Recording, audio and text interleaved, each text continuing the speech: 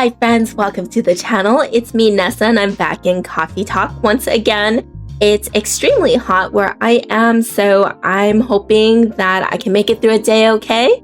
But if not, then I will take a break. You might see my clothes change, and I will continue from there. So hopefully I can do this in one sitting because I want to know what happens.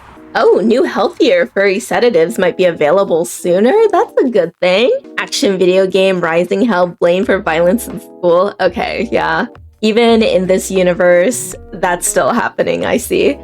The Evening Whispers is with the people for stricter gun laws. Okay. I mean, yeah, I guess. I don't know how much access the folks here have to guns, so I can't comment. Welcome. Bailey's? Good evening, Mr. Bailey's. Evening.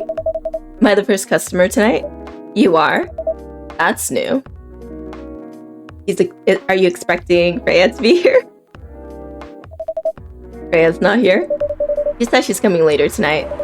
That's something to do with meeting some fellow writer friends. Why not do it here? It's her favorite place, right? Her friends have visited this place from time to time, just not as much as her. Writers gathering, huh? I wonder what writers talk about when they're hanging out. I've known them for some years now. She has this habit, you know? If she says they're friends, it means they're just hanging out normally. But if she said they were writer friends, they're probably talking about work. Either giving each other feedback on their latest drafts, or sharing and validating ideas. Interesting. They even use code words for meeting up. Oh, it's not like that. She doesn't even realize that's what she says. I just picked up on it. That's even more interesting. His face is saying no, it's not interesting, even though his words are. Are you always so observant? It's part of the job. Why is that? People come here every day. Some of them aren't as talkative as others, but their body language can be loud and clear. It can tell you a lot of things, whether they need a friendly ear or just want to be alone. It applies to what they're ordering as well, because, you know, sometimes what people want is not what they need. That's deeper than I would have thought.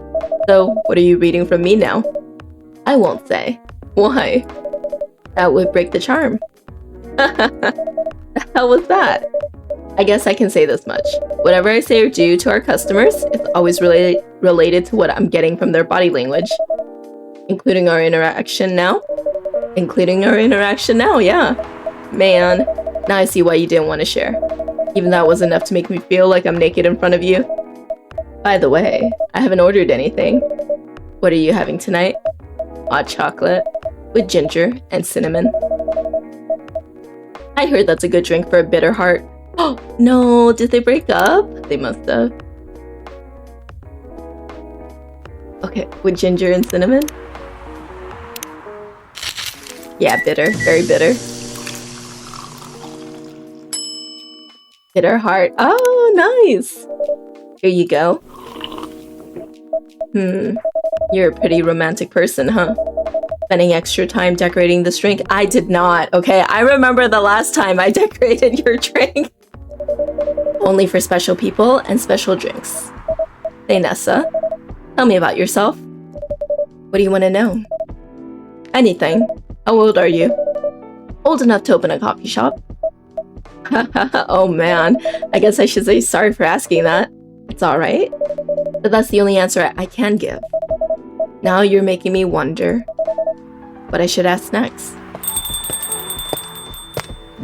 Interesting. Oh my, what happened to you? Freya, you look so bad. Did you get beat up?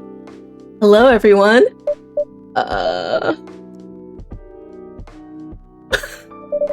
Why are you both looking at me like that? Freya, you look horrible. No, I don't. Yeah, you do. No, I don't. Unfortunately, I'm going to have to echo our dear barista. Yeah, you do. What happened? You better be asking what didn't happen, because the answer would be proper sleep, a decent progress on my draft. You need to rest. I missed my deadline? Hell no. Sorry, Bailey's.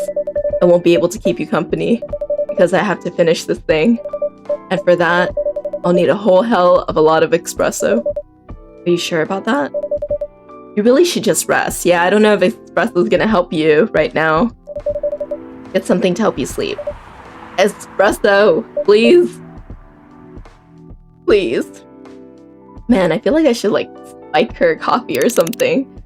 Because we just had a conversation about something what you want is not what you need, right? Let me look at my brew pad. What can I give her that will put her to sleep?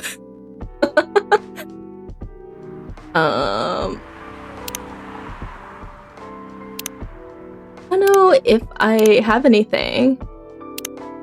Warm energy boost. Okay. Chai. Russian tea is an American drink. Ginger chai latte. Good to calm yet warm your nerves. Ooh, maybe I should get her a chai latte. Sweet and savory. She's gonna hate it though. Shadows that will help you try to hide. A warm and calming darkness. Warm and cozy, just like a day in Barcelona. Oh, that sounds so good. Okay, wait. Which one was I supposed to go for? Chai, right? I wanted to do chai. Well, the Galahad's good too, but I don't know if it's like perfect for her. Tea, milk, and ginger. Milk. No, that's cinnamon. Tea, milk, ginger. Okay, she's gonna be so upset at me though. Oh my gosh, but she needs it. She needs to relax. I'm gonna brew it. I don't care. It's not like she's paying for this drink. Okay, here you go. No, it's not. Here you go. What the hell, dude? This isn't even coffee. Drink. But this isn't what? Drink! Okay. On the house. Better be. Ugh. How's the meeting? It was pretty good. I got a lot of good advice. That also means things. And not a small number of them, mind you. Need to be rewritten. Oh. It's not that bad. Rewriting is part of the process. Don't I know it? It's just, I'm going to use my usual corner. I'm going to my usual corner. I can't even talk because I'm so tired. Although thanks to your drink, I'm not sure whether I'll be able to stay awake or not. She looks horrible. She does. But don't worry about her. She'll finish it. This isn't the first time she acted like this? No. But this time the stakes are pretty high. Oh. What brings you here today? I'm not even sure myself. I had no plan tonight, and this place just came to mind. Out of the blue. I have to thank your subconscious then. I guess you should.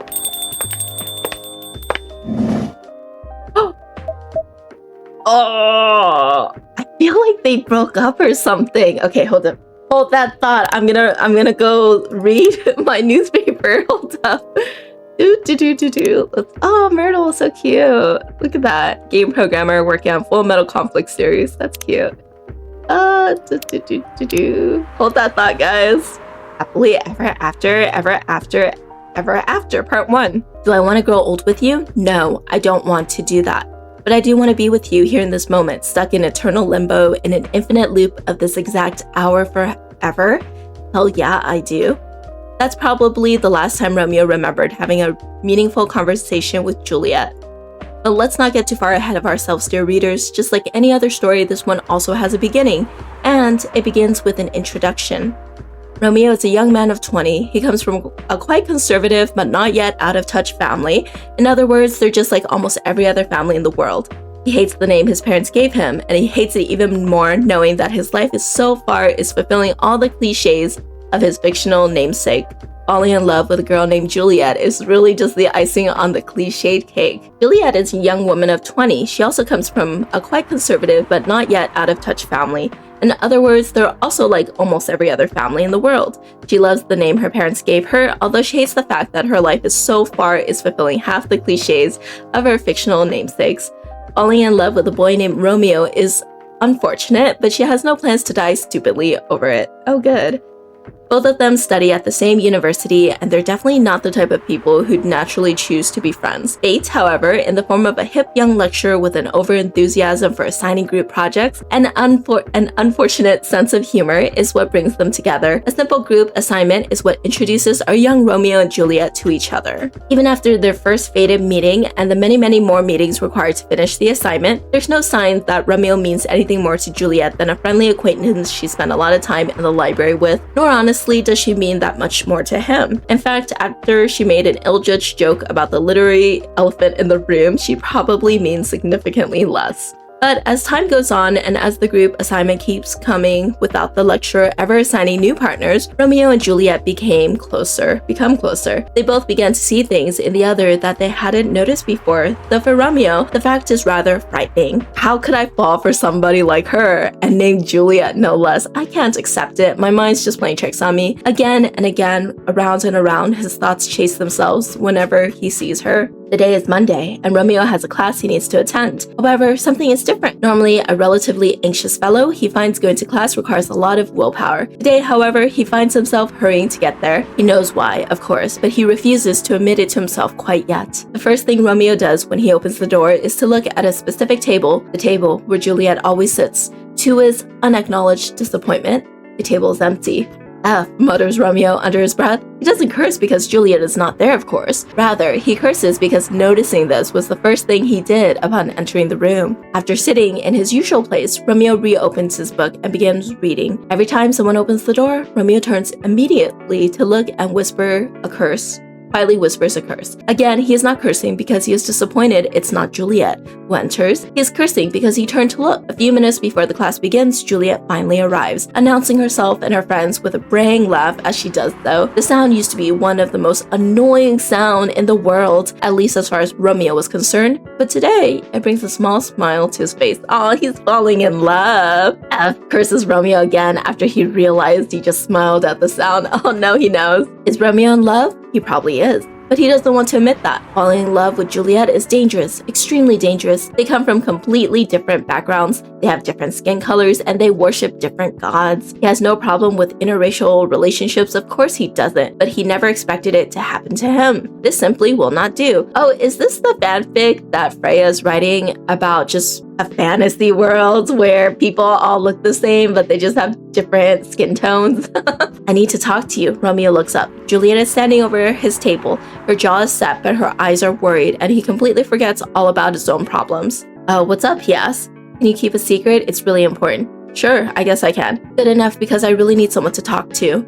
So, Juliet sits down and begins telling her story to Romeo. She talks about the problems she's been facing over the past few months, how they affect her study, about how he's not the first person she talked to about this, on, and Romeo listens to every word.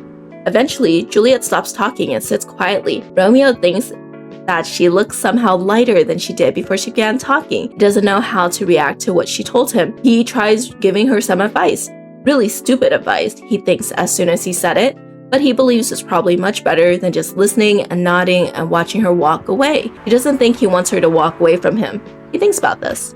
One thing is for sure, Juliet trusts Romeo as a friend. They've shared secrets now, the A secret. Even though Juliet has shared the same secret with others before him, this still makes Romeo happy. So damn happy. How pathetic am I being happy because someone I like came and told me she's not, Romeo thinks, and then shakes his head like a dog shaking off water. After sharing everything she had wanted to share, Juliet starts talking about lighter topics. Soon they are joking freely, and the dark mood of earlier almost completely dissipates. Just before Juliet leaves, Romeo asks her something. Why did you tell me all that? Yeah, why'd you tell him, Juliet? Well, I don't really know. I think I could trust you, and you're one of those rare few people who can talk to people directly without sugarcoating everything. It's refreshing. She shrugs. I guess that's why. What Juliet said is true, but Romeo finds it amusing that even though he normally speaks directly to everyone he knows, he can't do the same with Juliet. He's not himself when she's around, or so he believes. After that conversation, Romeo falls even more helplessly in love with Juliet. It's stupid, he thinks, as someone who rarely falls so hard for anyone, but Juliet is driving him crazy, and the fact that she makes him feel the closest thing to love he's felt in years, yet a big wall of culture norms and other societal traditions stand between them, hurts him even more. That is, of course, if Juliet is even into him anyways. As weeks go by, Juliet and Romeo become closer. They start telling each other stories more often, but all of these stories are limited to their courses, their friends, and anything at all besides their feelings for each other. She's not into me, she's just an extrovert, she's friendly with everyone, Romeo keeps thinking. And it's when he's thinking about that suddenly Juliet comes and sits at his table. So you said you wanted to tell me something. It's true. He has already sent a message to Juliet telling her he wanted to talk about something. Oh wow, diving straight in. It's nothing all that important actually, says Romeo. Come on, it's not like you have to be so indirect about things. What's wrong with you, boyo? Romeo actually called Juliet to talk about her attitude recently. She's been weird, at least in Romeo's eyes, and it feels like she's getting farther away, removing herself from many student activities she usually partakes in. Juliet answers all his questions, all his thoughts and concerns about how she seems to be removing herself from all the other side activities she manages to shrug off or easily explain. Maybe it's just me. Maybe I'm obsessing over every single thing she does, thinks Romeo, while a pit opens up in his gut at the thought. Is that all? Anything else you want to say? She questions him. Fair is fair after all. Do you know that I used to like you? The words come out of Romeo's mouth out of the blue. He's horrified. Even as he recognized that it's a lie, he still likes her now. He doesn't even know why he decided to confess his feelings right at the random moment. Never mind why he confessed with half a lie. It wasn't planned at all, but when he heard Juliet said, anything else? Well, it's definitely one thing Romeo has been planning to say to Juliet for the last few thousand eons, or as normal human measurements time, since around 8 months ago. Juliet shows a flash of surprise and then says, no, I had no idea at all. Why? Why what? Why do you like me? Or did you like me? I mean, there must be a reason. Oh, of course there is. Romeo opens his mouth to tell her and pauses. He blinks slowly and closes his mouth again. Or not, I don't know. I think there is, but I'm not sure. Ugh, I'm sorry, I'm talking gibberish. Wow, this is a long story. Am I reading a newspaper or am I reading a little novella at this point? This is an entirely different game I'm playing. Juliet does not respond to that. Romeo doesn't even dare to look at her directly, but he can see out of the corner of his eyes that she looks dumbfounded. He takes a breath and opens his mouth again, hoping for a lightning strike, divine inspiration, or instant death. He isn't picky. Okay, I just see you as a really strong person, okay? You have a big girly side, but you're also a really strong, independent person. Okay, I get the girly part, but what makes you think I'm strong? Well, just look at how you work with all of your assignments and organizations. I definitely could never deal with anything as well as you do, ever. Oh, come on, everybody has something they're good at. You can do things I can't. That's pretty normal, you know? I know, but still, I'm not sure. That's probably what attracts me to you the most. When he says that, Romeo tries looking at Juliet, just for a moment. He saw a twitch of a smile on her lips, but dare not even hope. He ascribes it to his imagination instead. What's next then? Asked Juliet. To be honest, I don't know. I said this because I can't keep hiding it forever. I need to say it to you even though I know it. It's impossible for me to ask you out, considering all the differences between us. Juliet pauses. Oh, of course. You don't need to say anything though. I just needed to get it out of my system. That's all I wanted to say. Well, okay then. I have something else to do. You don't have anything more to say, right? Yes. I mean, no. I mean, that's all. Juliet nods and says goodbye, then quickly walks away. After Juliet leaves, Romeo lets out a heavy sigh. Good work there. That's one hell of a lot of old baggage I just let go, and a whole hell of a lot of new baggage I replaced it with. Here's an interesting fact about our Romeo. During the whole conversation, he hadn't been able to keep himself from shaking. It's an old habit that he can't let go of. To his relief, they've been sitting during the whole conversation, so he could hide his tremor. Still, even though he feels intense relief after telling Juliet about his feelings, his hands are still trembling. He has to wait a couple of minutes before he can walk away himself. So now, after Romeo's long-awaited but ultimately useless confession, what's next for our Juliet and her Romeo? Funnily enough, neither she nor Romeo ever mentioned it again, at least not to each other. Romeo did eventually tell some of his friends about his feelings for Juliet, but what about Juliet? Romeo doesn't know anything about how she was coping with this revelation. He expected that she'd probably told some of her friends, as he told his. But that doesn't even matter, he tells himself. We weren't meant for each other anyways. Watching from the outside, nothing seems to change between them. They still talk about their classes, about their friends, about shows they've watched and books they've read. But they never ever mention again the time when Romeo revealed his feelings to Juliet. At first, Romeo had thought that confessing his feelings would mean letting go of a big boulder inside his heart. As it turns out, it only transformed the boulder into a restless rock monster asking for more. Eventually, he realizes letting Juliet know about his feelings isn't enough. He needs to have her. He wants to hold her tight. He wants to share. He wants to stare into her eyes and tell her he loves her to Pluto and back. He wants to hear her say, I love you too. He wants to kiss her. He wants to run away with her to a place where no one cares about their differences and just sees them as a cute couple in love. He wants to do all good things in life together with her, and more than anything on this earth, he simply wants her. The feeling is killing him. How could she be acting normally after that revelation? Does it mean his feelings mean nothing to her at all? The peak of his emotions come one day when our hero is falling asleep. Suddenly, his body is drenched in sweat, his heart beats too fast, and his thoughts only run to one thing, Juliet. He wants nothing so prosaic. Yeah? No, nothing so prosaic? Is the word prosaic? Can you confirm in the comments for me? He needs Juliet. He doesn't care about anything else, about the traditions, about their families, about anything. There's only one thing he needs to do tomorrow, and that is to confess his feelings, again, to Juliet. This time, however, he's going to ask her out. If she feels the same way, he will ask her to just give it a try and fight the world together. He resolves that he is going to take a leap of faith, and it will be the first thing he does the next time they meet. To be continued. Oh my goodness, I read a whole chapter there. Wow. Okay, that was a good break. Let's get back to Bailey's staring at Lua and Lua staring back this entire time I was reading the paper. Not sure whether I should thank it or not, though. Hi, Lua. Hi, Bailey's. I just want to ask how you're doing. You first. No, you first. I was gonna ask, how are you doing? I'm fine, thanks. How about you? I'm good, yeah. I think I need to order something first. Oh, of course. Go ahead. Hi, Nessa. What are you having this evening, Miss Lua? Gingerbread coffee, please. Gingerbread coffee? Do I know how to make that? I don't know how to make no gingerbread coffee. How am I gonna make gingerbread coffee? Ginger. Bread? Okay, ginger and cinnamon.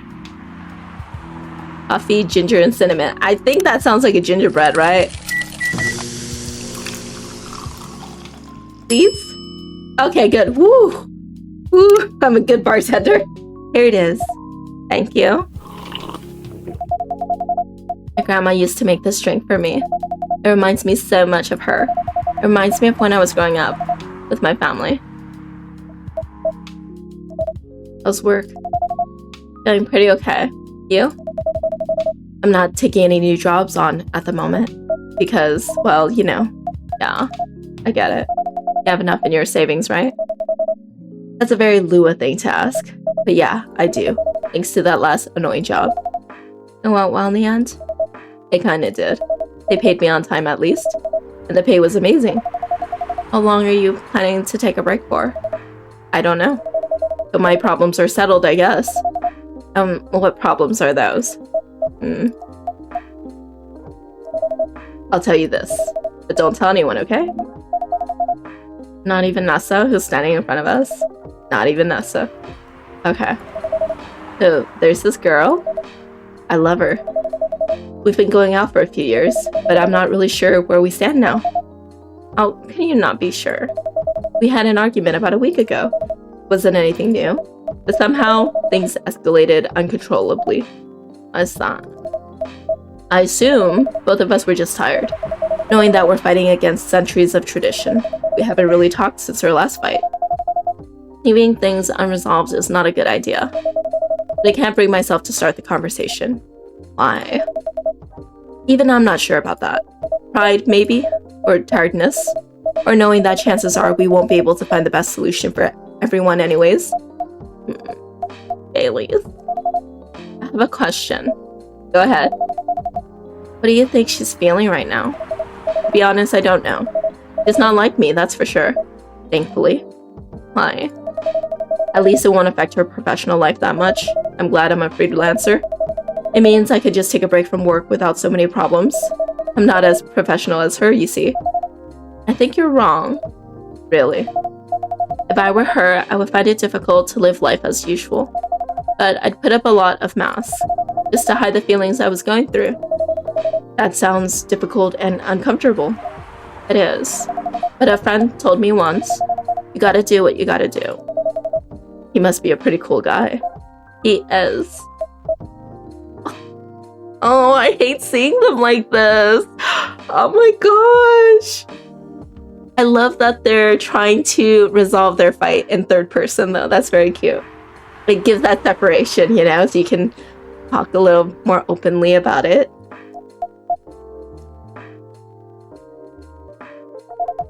What's next for us, Baileys? I don't know, Lua. I met some new people this week, including that supermodel. You know? That girl in the corner told me. Yeah, including that supermodel. And how does that make you feel? Like a fool. What? He said a lot of things that I've been trying to avoid thinking about, a lot of truths. He's a bit like you know? Attitude-wise. You'd get along with him. Doubt it. Opposites attract, but similarity breeds contempt. Ever heard that before? A lot. From a certain hipster elf. And after listening to that guy, what's your stance on, you know, us? I'm not sure, Baileys. What about you, yourself? Had any similar experiences this week? I have, in fact. You met a vampire and I met a werewolf. What are the odds? What are the odds indeed, huh? What did your werewolf say? Not much, to be honest. But he made a good point about the importance of family. Baileys. You know, I've been stubborn about you wanting me to make peace with my family. And I know why that's very important for you. But Freya said something that kind of hit me hard. What was that? I was just using you as an excuse to escape my family. When I actually want to do that anyways. For myself. You know me, Baileys. I do. And you know how I feel uncomfortable with people leaving their families. Which makes me an asshole, I guess. I get why you think that way, Lua. Blood is thicker than water. What should we do? Lua. Yes, Baileys. Please let me leave my family. I'll try to get your family to accept me. That sounds like the easier thing to do after all. But you'll lose your immortality. You'll be an outcast among other elves. An outcast from a bunch of overly pretentious people? Sounds great. You'll live a long time, but you won't have the perfect health and perfect life that's the elven privilege. But it's not a perfect life without you. I kind of like that. What if our relationship doesn't last? You'll have lost everything. You'll blame me. Lua, I will never blame you for anything. If we were talking about who I used to be, that guy would never have blamed himself. 100 reasons for why something failed, but never anything to do with him. But that won't happen with us. You know why? Because I've learned so many things by being with you for 10 years. It made me a better person. Aww. So you don't need to worry about any of that. Because right now, you're the most important part of my life. I don't need an immortal life. Because without you, it won't be a life worth living. Oh, that's so sweet. Oh my gosh. Baileys, I believe in you.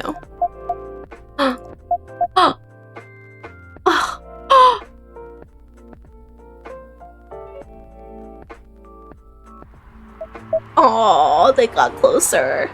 Lua, Baileys. I feel like we're living in a soap opera, kinda. It seems so. So what's our plan? Tomorrow's Saturday. Are we going on a date? I'm going to my parents' place. Oh. And I want you to come with me. What? That's so sudden. Did you already have plans for tomorrow? Well, no. It's just, I'm not prepared to meet them. You'll be fine. You don't want to tell them about this first? They'll be alright. Well, they never forbade you from dating other races. They're not big fans of elves, that much is true. But you can prove them wrong. Okay, this could be a good first step.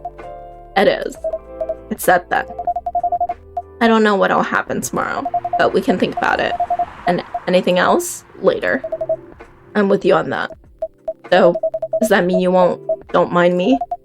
I have my doubts, but now I'm sure. I can trust you. Lua, thank you. Are you still staying at Baron's house? Yeah. You're staying with me tonight. Huh? What about your roommate? He's away for the weekend. Taking a long weekend getaway until Sunday night. Fate is on our side, it seems. Hey, Nessa. Yes, we're leaving.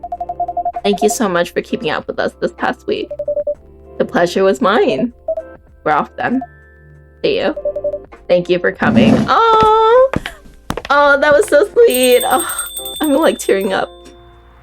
Oh, I love a good story. Oh, Freya looks better. Freya. That was pretty intense. Oh, you're back in real world. I just pretended not to notice. They're like one of the main reasons why I'm writing the story. I have to see their struggle through till the end. It's important for the writing, you know. That's cold. What? Not like that. It's just that... Yeah, that was cold. I'm sorry. You look better than before, though. For now. I can't tell you how I feel until it's done. And I don't... Huh? Excuse me? What's happening? Oh my god! Jack! Oh my god! Oh my god, amazing! Okay, hold up. Let me get your coffee. Don't worry about it. Oh, I was not expecting that. Whoa! Freya, get over here. This wolf? Is that him? I think so. Welcome, sir. Give me my coffee now. Are you crazy? You can't treat a werewolf in a fury like a normal customer. Trust me, he must have his reasons for coming here. Give me my coffee. You can relax, sir. Do you need anything? Something to calm you down, maybe? Yeah. I got you. Hold up. Wait, how come it doesn't work? Oh no, hold up. Okay, it was ginger. Ginger, then cinnamon? Or cinnamon, then ginger? Forgot. I'll switch it. No. Wait, why can't I look at my thing? He's like, don't look. Oh, shit. Okay, I forgot what you wanted. Okay, cinnamon ginger. Okay, let me breathe this first. Was it coffee? It was tea, right? No. The tea, milk, and then ginger? Or was it tea, ginger? It wasn't milk, right? There was no milk. Oh, okay. Got it. Don't worry, sir. Here's your...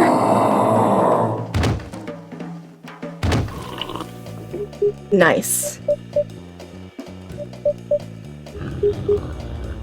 I think that works. Oh, thank goodness. Okay. Oh my. Good thing I kind of remembered it. What the hell? Is that really him? After seeing the reaction to the drink, 100%. Well, whoever he is.